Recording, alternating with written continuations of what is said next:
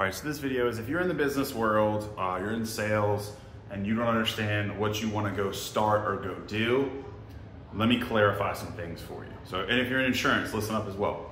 Why does everybody want to buy your book of business? Why does everybody want to sell businesses or buy businesses, yada, yada, yada?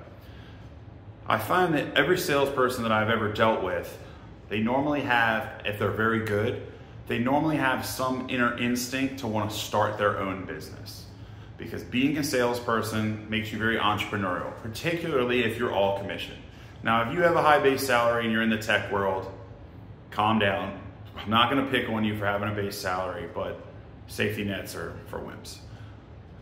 I wanna be all commission because that means I can earn the highest stake that I can when I make a sale. Thus, you are your own little business. Your business is selling whoever's product. That's why there's kind of a nice connection there. But why would you be in better situational, financial situation? Why would you be in a better situation to purchase a business or a book of business? Well, number one, it's cheaper. It's normally a lot cheaper just to buy a business than it is to build a business of the equivalent size. I'm not exactly sure why that is. There's studies that are out there, but normally it has to do with the economy, the learning curve, the cost, and the time. It's cheaper to buy that revenue. Just do it. It's a lot faster. It's already existing. So if you're saying, I'm gonna build a $2 million business, it's easier to go buy a $2 million business today than it is to wait 1, 2, 3, 5, 10 years, or it may never happen for you to hit that revenue. So it's much faster. It also gives you a big glimpse of market share. So as the deals get bigger, the companies will talk more and more about their market share. Buying a company allows you to take over their market share, and if you already have a company, you add it to yours. So if you were at 1%, let's say, just random numbers, and they had 1%, instantly you now have 2. So instead of your company doubling in size, you just took on a partner company, much, much simpler.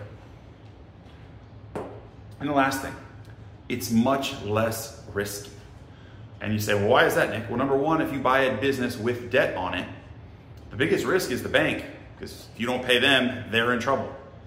The other thing is, when you outlay the money, say in an SBA type of loan or whatever it is, you're not paying the full amount. You're paying whatever the minimum requirement to have the loan is. So it's much less risky for you to do that. Just like buying a house.